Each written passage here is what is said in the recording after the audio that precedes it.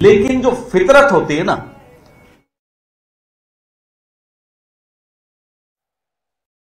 ब्रजभूमि के आप सभी निवासियों को मैं आदरपूर्वक प्रणाम करता हूं।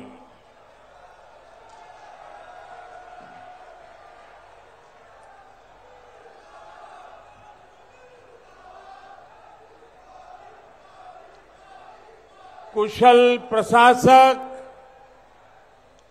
परम प्रतापी महाराजा सूरजमल को भी श्रद्धापूर्वक नमन करता हूं।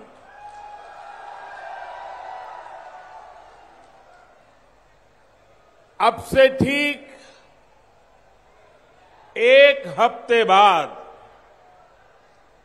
राजस्थान में मतदान होने वाला है।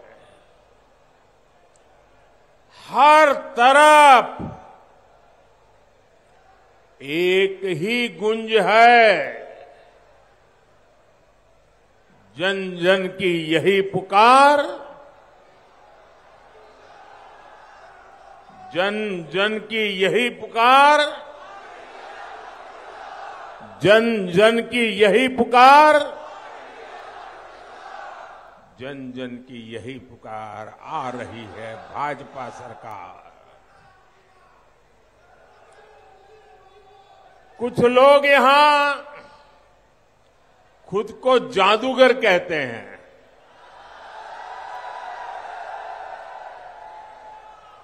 अब उन्हें आज राजस्थान की जनता कह रही है 3 दिसंबर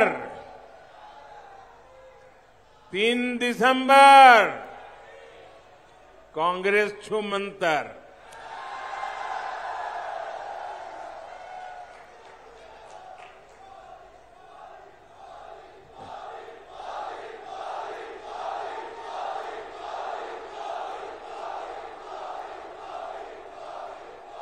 साथियों, मैं आज सबसे पहले राजस्थान भारतीय जनता पार्टी को, यहां के सभी नेताओं को बहुत बहुत बधाई दूंगा, क्योंकि राजस्थान भाजपा ने एक शानदार संकल्प पत्र जारी किया है। भाजपा का संकल्प है राजस्थान को देश का अग्रणी राज्य बनाएंगे। भाजपा का संकल्प है राजस्थान में भ्रष्टाचार पर कड़ा प्रहार करेंगे। भाजपा का संकल्प है बहनों बेटियों के लिए सुरक्षित माहौल बनाएंगे। राजस्थान बीजेपी ने जो वायदे किए हैं, इन्हें पूरा करने के लिए हम जी जान लगा देंगे। और आपसे किए ये वायदे जरूर पूरे होंगे, ये मोदी की भी गारंटी है।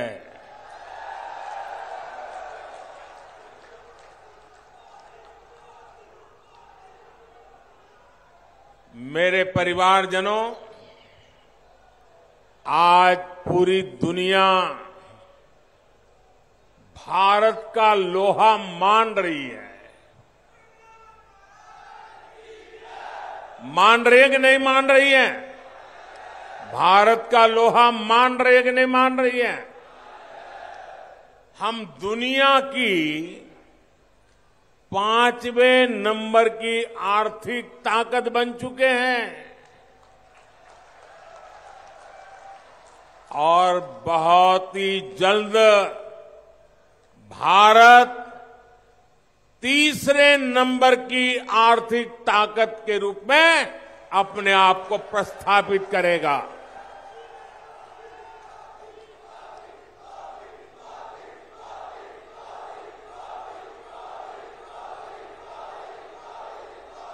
भारत का चंद्रयान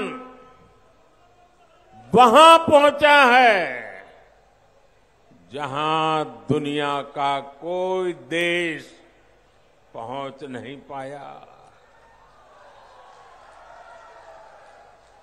भारत में ऐतिहासिक G20 सम्मेलन हुआ, जहां पूरी दुनिया के लिए बहुत बड़े बड़े फैसले हुए। आपको लगता है आज दुनिया में हिंदुस्तान का नाम बढ़ रहा है? आपको लगता है? लगता है तो बताइए। लगता है? सचमुच में लगता है? दुनिया में हिंदुस्तान का डंका बज रहा है। अमेरिका में भी बज रहा है, यूके में भी बज रहा है, ऑस्ट्रेलिया में भी बज रहा है, यूरोप में भी बज रहा है, एशिया में भी बज रहा है। आपको गर्व हो रहा है, खुशी हो रही है, संतोष हो रहा है। ये सब किसके कारण हो रहा है?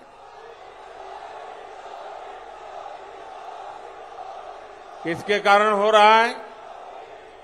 किसके कारण हो रहा है? किसके कारण हो रहा है? आपका जवाब पूरी तरह गलत। जी नहीं, ये मोदी के कारण नहीं,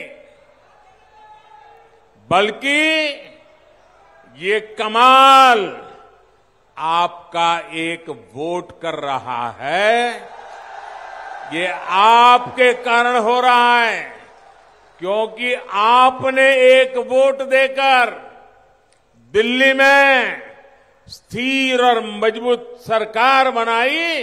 इसलिए आज भारत हर मैदान में जीत रहा है।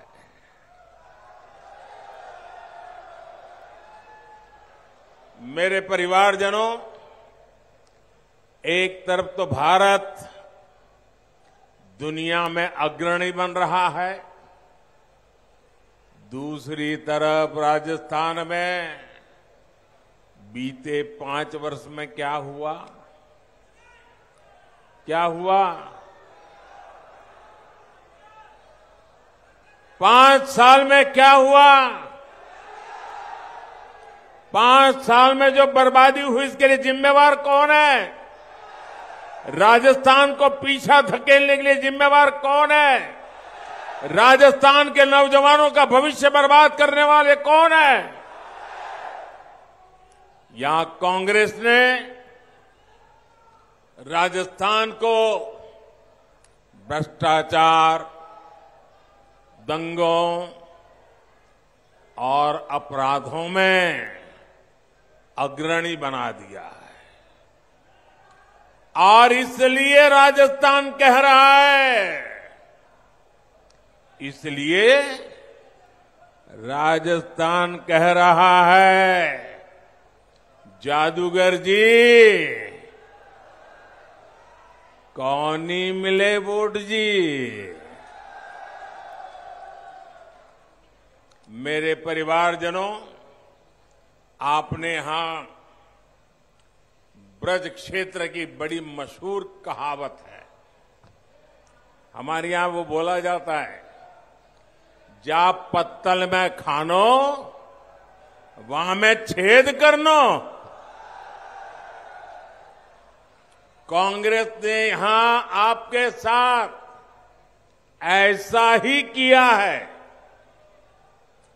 यहां कांग्रेस सरकार की जिम्मेदारी थी कि वो हर नागरिक के जान माल की सुरक्षा करे, लेकिन हुआ क्या?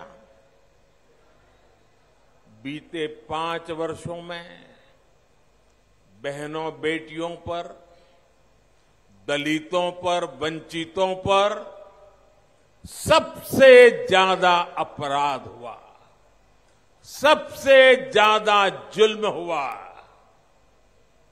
होली हो, रामनवमी हो, हनुमान जयंती हो, कोई भी त्योहार आप लोग शांति से नहीं मना पाए। दंगे, पत्थरबाजी, कर्फ्यू, राजस्थान में यही सब चलता रहा। कांग्रेस जहां जहां आती है वहां वहां आतंकवादी, अपराधी और दंगाई बेलगाम हो जाते हैं। कांग्रेस के लिए तुष्टीकरण ही सब कुछ है। कांग्रेस तुष्टीकरण के लिए किसी भी हद तक जा सकती है, चाहे इसमें आपका जीवन तक दांव पर क्यों न लगाना पड़े। साथियों, कांग्रेस ने राजस्थान की महिलाओं के विश्वास को भी चकनाचूर कर दिया। जो मुख्यमंत्री खुद कहे कि महिलाएं रेप के फर्जी मामले दर्ज करवाती है, क्या वो महिलाओं की सुरक्षा कर सकते हैं? क्या कोई मां, बहन, बेटी ऐसी बात खुद कह सकती है कि मेरे, और ये क्या हो गया है कांग्रेस के लोगों को? क्या ऐसे मुख्यमंत्री को, ऐसे जादूगर को एक मिनट भी कुर्सी पर रहने का हक है क्या? एक मिनट भी रहने का हक है क्या? अब उनको विदाई करोगे कि नहीं करोगे? आप लोग पक्का करोगे? 25 तारीख आपके हाथ में है। भाई और बहनों, महिलाओं को लेकर कांग्रेस की सोच कितनी गिरी हुई है, ये कांग्रेस के एक मंत्री के बयान से भी पता चलता है। महिला अत्याचार पर उस मंत्री ने कहा कि इसलिए हो रहा है क्योंकि राजस्थान मर्दों का प्रदेश है।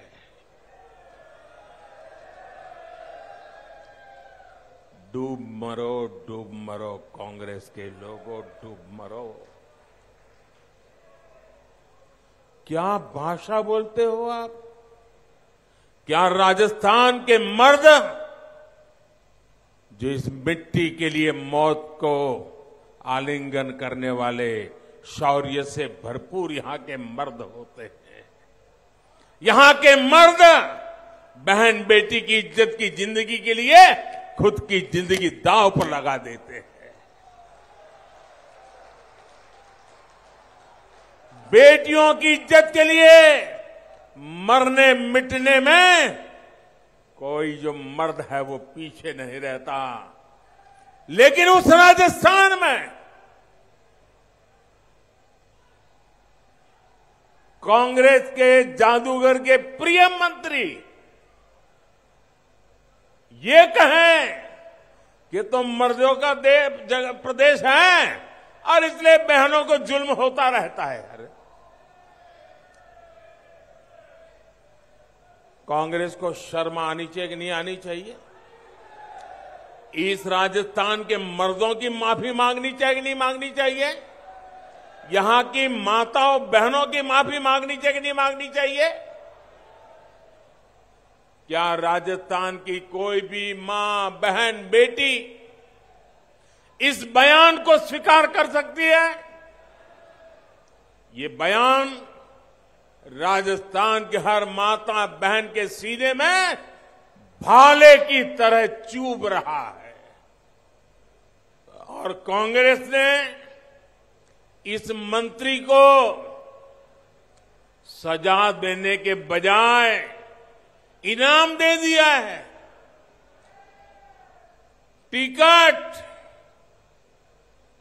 दिल्ली वाले भी इससे सहमत हो गए और इसलिए दिल्ली में बैठे लोग वे भी इस बात से सहमत हो गए, इस पाप से सहमत हो गए और इसीलिए उनको टिकट दे दिया। सवाल ये उठता है कि जादूगर के एक प्रिय मंत्री के पास वो कौन सी दूसरी लाल डायरी है कि दिल्ली को भी झुकना पड़ा और ऐसे व्यक्ति को टिकट देना पड़ा। दिल्ली में बैठे कांग्रेस के हर नेता को इस मंत्री की सच्चाई का पता है, लेकिन फिर भी इस मंत्री के पास कोई ऐसी जानकारी है, दिल्ली में बैठे हुए लोगों की भी कोई जानकारी है, सब उससे कांपते हैं, टिकट दे दिया है। मैं आपको वादा करता हूं, यहां भाजपा की सरकार बनने के बाद उस राज को भी खोलने की कोशिश की जाएगी।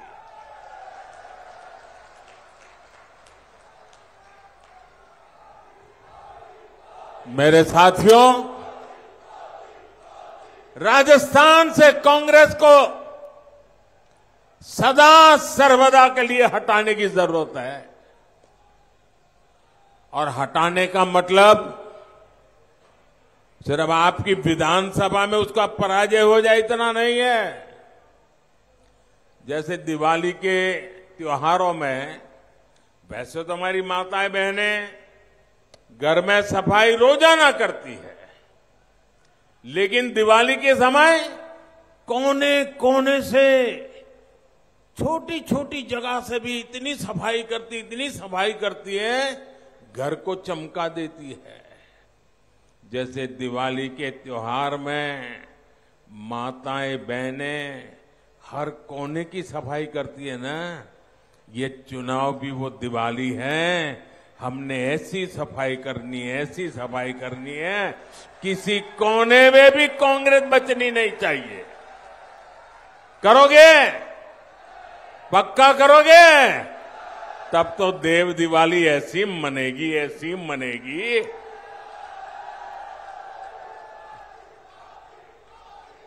साथियों, कांग्रेस के शासन में दलितों के खिलाफ भी अत्याचार के नए रिकॉर्ड बन रहे हैं। कांग्रेस स्वभाव से ही दलित विरोधी है। मैं एक सबसे ताजा उदाहरण आपको देता हूं। अभी हाल में ही देश को पहला दलित मुख्य सूचना आयुक्त मिला।